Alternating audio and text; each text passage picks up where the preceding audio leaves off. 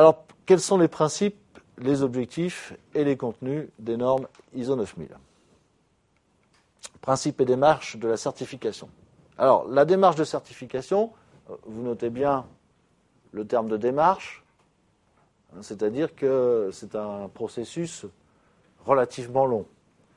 Et ce processus, il commence d'abord par une réflexion sur la qualité. L'entreprise, ce qu'elle ne fait pas souvent, ou en tous les cas ce qu'elle ne fait pas assez souvent, prend du recul sur son activité et on va commencer à réfléchir sur ce que peut être la qualité ou ce que devrait être la qualité.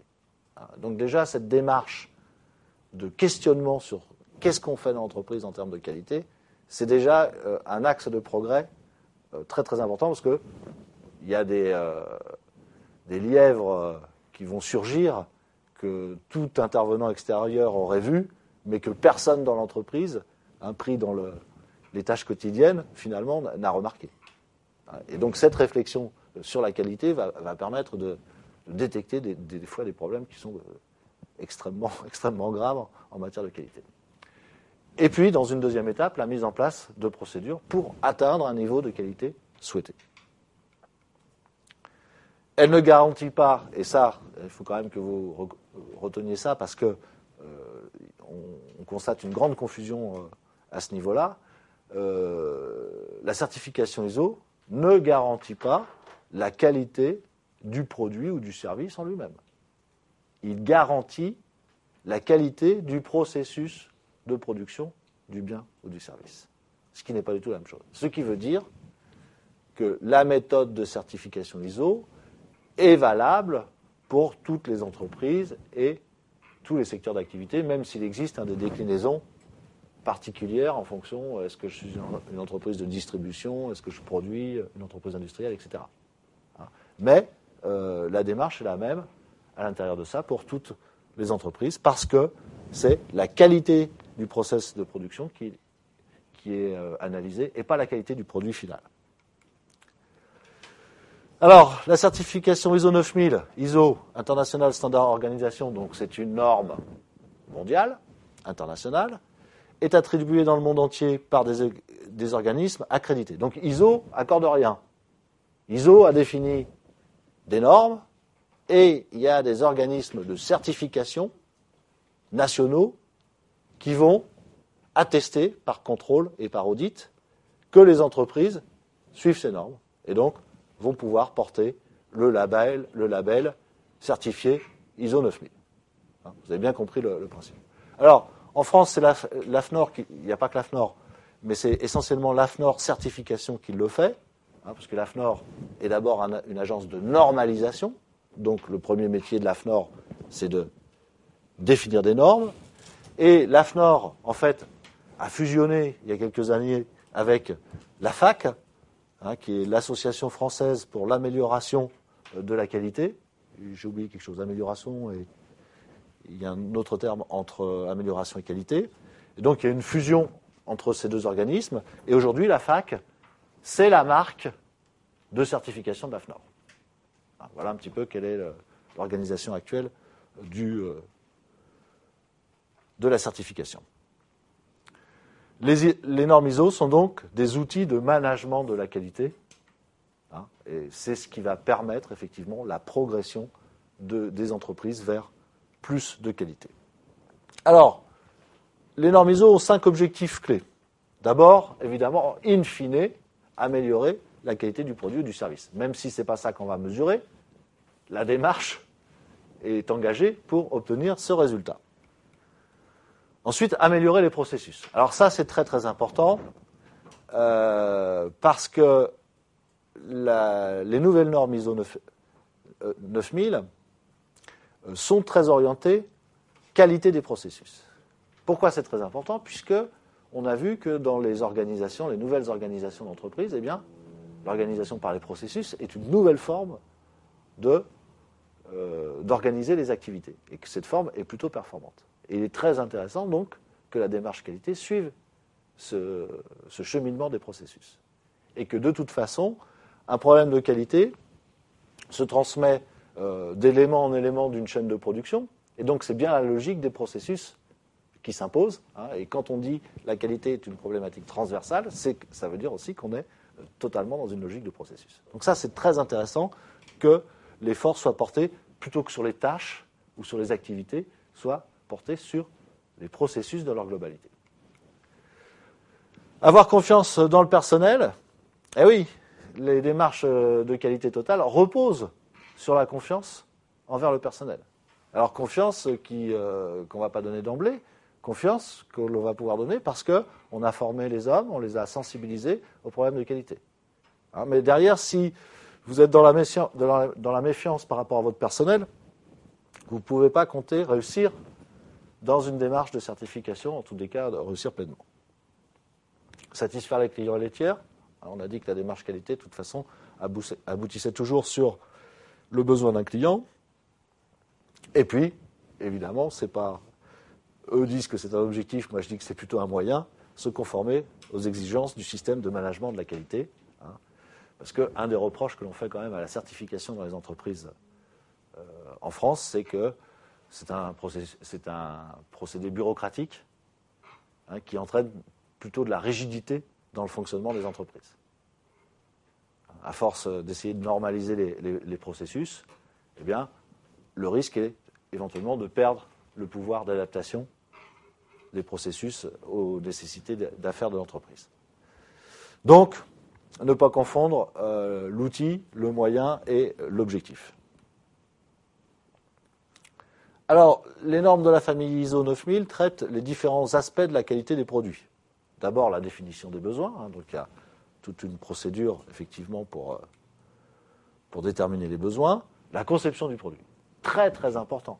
L'essentiel des problèmes de qualité des produits, eh bien, ne provient pas de leur fabrication, elle provient de leur définition.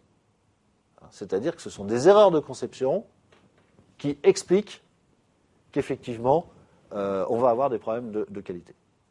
Ce n'est pas des erreurs de production. Donc, la conception du produit est fondamentale. Je parlais tout à l'heure de Toyota, qui a repris pratiquement 2 millions de véhicules uniquement pour des problèmes de pédales d'accélérateur qui se coinçaient dans les tapis de sol.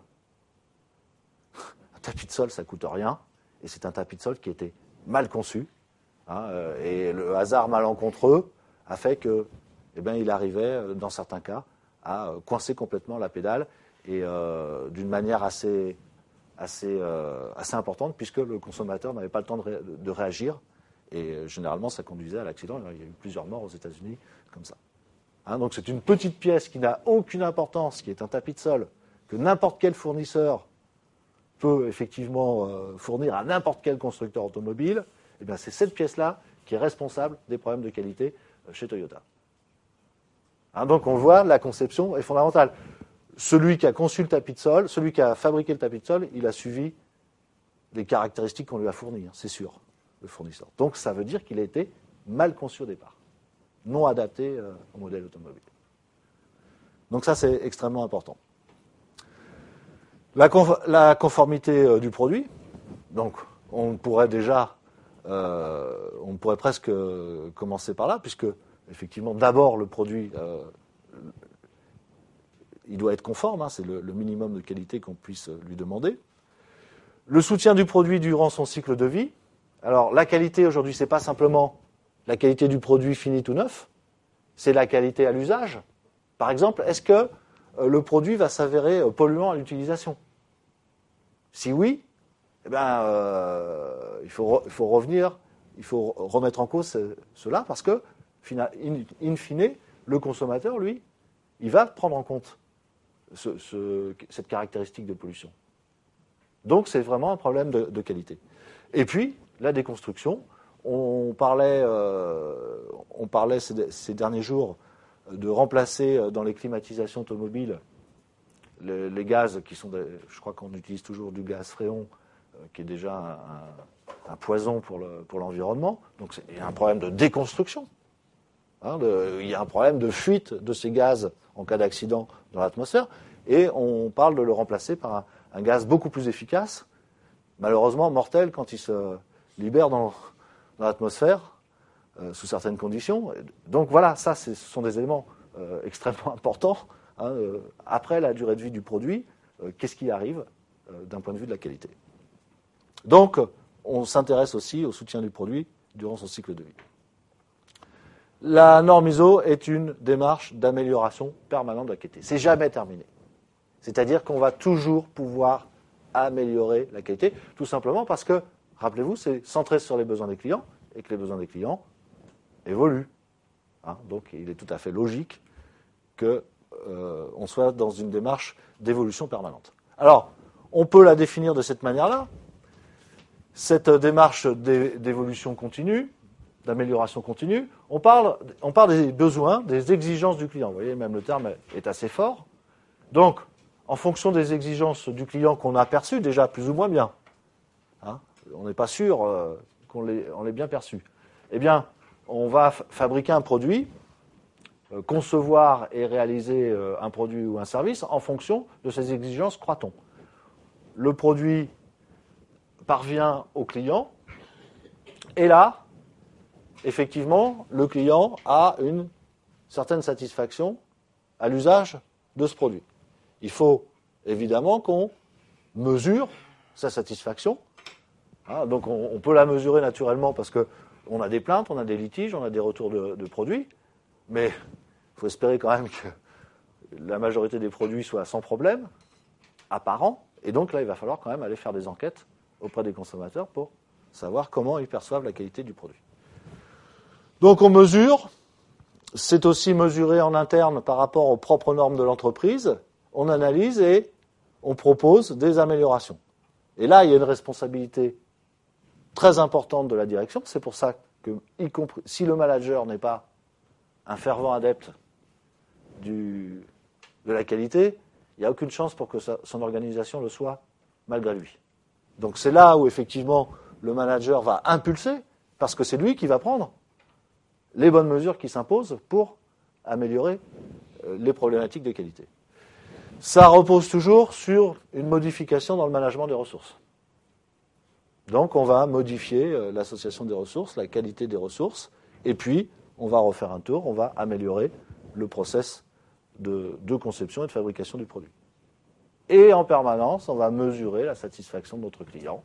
Et en permanence, on va améliorer la démarche qualité.